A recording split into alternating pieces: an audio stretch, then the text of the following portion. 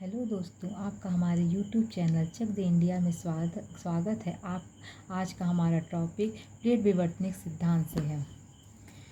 Plate विवर्तनिक सिद्धांत का प्रतिपादन 1967 में W.J. मॉर्गन ने प्रस्तुत किया था। कौन किया था? तो W.J. मॉर्गन ने 1967 में प्लेट विवर्तनिक सिद्धांत प्रस्तुत किया था। इसके अनुसार पृथ्वी की बाहरी कठोर परत, जो कि स्थल मंडल है, कई दर्जन प्लेटों में विभाजित है, जो पृथ्वी की सतह पर झील पर बर्फ के स्लैब की भांति एक दूसरे के सापेक्ष गति करते हुए अपनी सीमाओं के सहारे क्रिया प्रतिक्रिया करती है। ये कैसे करती है? जैसे झील पर जो है बर्फ़ की स्लैब एक दूसरे के सहारे सापेक्ष गति पे करते हैं क्रिया प्रतिक्रिया, उसी तरह से ही हमारी पृथ्वी में जो जो परतें हैं, जो कि इसको हम प्लेट्स बोलते हैं, वो ये इसी तरह से प्रतिक्रिया करती हैं। प्लेटें कितनी तरह की होती हैं? तो प्लेट जो है 20 मिलियन वर्ग किलोमीटर से अधिक क्षेत्रफल वाली प्लेटों को वृहद प्लेट माना जाता है। कितने? तो 20 मिलियन वर्ग किलोमीटर से अधिक जो क्षेत्रफल जिसका होगा उसको हम क्या कहेंगे? वृहद प्लेट कहेंगे। 7 बड़ी प्लेटें कौन सी हैं? तो ये एक है African plate, Australian plate, Antarctica plate, Eurasian plate, उत्तरी अमेरिकन प्लेट, दक्षिण अमेरिकन प्लेट और प्रशांत महासागरीय प्लेट। ये सारी कितने हैं? 7। ये बड़ी प्लेटों को बड़ी प्लेटें जो है इसको माना जाता है। अब है 20 मिलियन वर्ग किलोमीटर से कम, 20 मिलियन वर्ग किलोमीटर से कम किंतु 1 मिलियन वर्ग किलोमीटर से अधिक क्षेत्रफल वाली प्लेटों को क्या कहते हैं? लघु प्लेटें कहते हैं। ये कितनी होती हैं? तो ये कुछ जो है इम्पॉर्टेंट प्लेट्स हैं, लघु प्लेट, उनका नाम लिखे हैं। तो ये है Arabian plate, Bismarck plate, Caribbean plate, Carolina plate, Cocos plate, Juan de Fuca plate, Nazca plate, Philippines plate, Scotia plate, Iran की प्लेट, अनातोलिया की प्लेट, फिजी प्लेट और चीन की प्लेट। ये सारी कौन है? तो ये लघु प्लेटें कही जाती हैं। अब है 1 मिलियन वर्ग किलोमीटर से कम क्षेत्रफल वाली प्लेटों को क्या कहते हैं? सूक्ष्म प्लेट कहते हैं। जो 1 मिलियन वर्ग किलोमीटर से कम क्षेत्रफल जिसका होता है उसको सूक्ष्म प्लेटें कहते हैं। कई सूक्ष्म प्लेटें जो होती हैं ऐसी होती हैं जो वृहद और लघु प्लेटों की ही भाग होती हैं। सूक्ष्म प्लेटें कौन सी है? जुआन डी फूका प्लेट, जो कि उत्तरी अमेरिका और प्रशांत प्लेट के बीच में पाई जाती है। गोल्डा प्लेट, ये उत्तरी अमेरिकन प्लेट है। मेडागास्कर प्लेट, ये अफ्रीकी प्लेट है। और फॉकलैंड प्लेट और मालपेलो प्लेट, ये जो है ये सूक्ष्म प्लेटें कही जाती है। अगर पूछे तो ज़्यादातर कि सूक्ष्म प्लेटें कौन कौन सी होती है, तो ये Juan de Fuca, Gorda plate, Madagascar plate, Falkland plate और मालपेलो प्लेट, ये जो होती हैं सूक्ष्म प्लेटें होती हैं। इन बड़ी और छोटी प्लेटों के छोर एक दूसरे के साथ सटे हुए हैं। ये जो बड़ी और छोटी प्लेटें जो हैं उनके जो छोर होते हैं वो एक दूसरे के साथ क्या होते हैं? सटे हुए होते हैं। इन प्लेटों के किनारे जो होते हैं 3 प्रकार के होते हैं। कौन कौन से होते हैं? तो एक होते हैं विनाशी या विध्वंसक प्लेट, दूसरा होते हैं अपसारी या रचनात्मक प्लेट और एक तीसरा है तटस्थ या संरक्षी प्लेट। ये 3 प्रकार के होते हैं। पहला है विनाशी या विध्वंसक प्लेट। क्या होता है?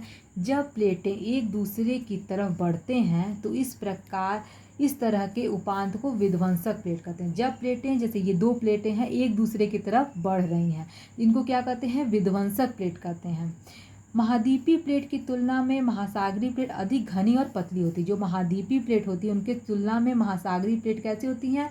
घनी और पतली होती हैं। इसलिए घनी महासागरीय प्लेट झुक जाती हैं और हल्की व मोटी जो महाद्वीपीय प्लेट होती है उसके नीचे ये दब जाती हैं। जब महासागरीय प्लेट दबती हैं तो महाद्वीप के किनारों पर महासागरीय गर्त का निर्माण होता है। जब महासागरीय प्लेटें दबती हैं तो क्या होता है? महाद्वीप के जो किनारों पर महासागरीय गर्त का निर्माण होता है और समुद्र स्तर पर अर्धवृत्ताकार ज्वालामुखी द्वीप बनता है। कहाँ पर बनता है? तो समुद्री स्तर पर अर्धवृत्ताकार ज्वालामुखी द्वीप बनता है। एंडीज पर्वत विनाशी प्लेट, जो कि अभिसरण द्वारा होता है, के प्रभाव से बने पर्वत का एक आदर्श नमूना। अगर पूछे कि अब इसका जो विनाशी प्लेट का सबसे जो आदर्श नमूना किसको कहेंगे, तो वो जो है एंडीज पर्वत को कहेंगे। आल्प्स पर्वत का निर्माण कैसे होता है?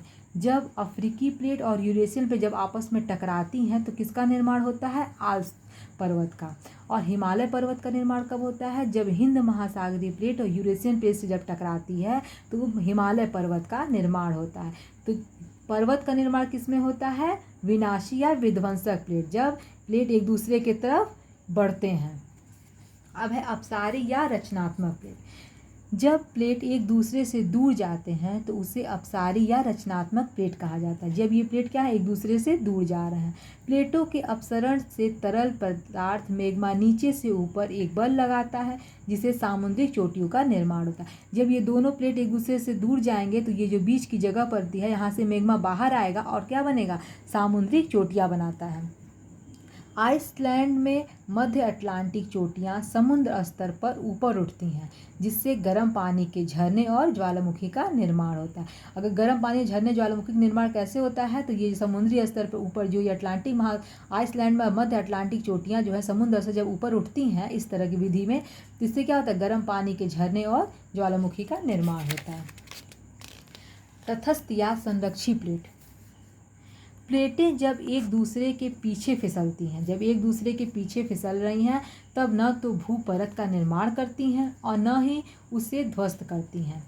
जब ये दोनों एक दूसरे के पीछे फिसलती हैं तो क्या होता है? न ही कोई नया पर्वत बनता है, न ही इसमें क्या होता है कि न ही प्लेटें न ही इसमें ध्वस्त करती हैं। ये जब दो प्लेटें पीछे फिसलती हैं तो क्या होता है? भ्रंश रेखा के साथ घर्षण पैदा होता है। ये दोनों फिसलेंगी तो क्या होगा? भ्रंश रेखा के साथ एक घर्षण पैदा होगा जो उन दोनों को अलग करता है।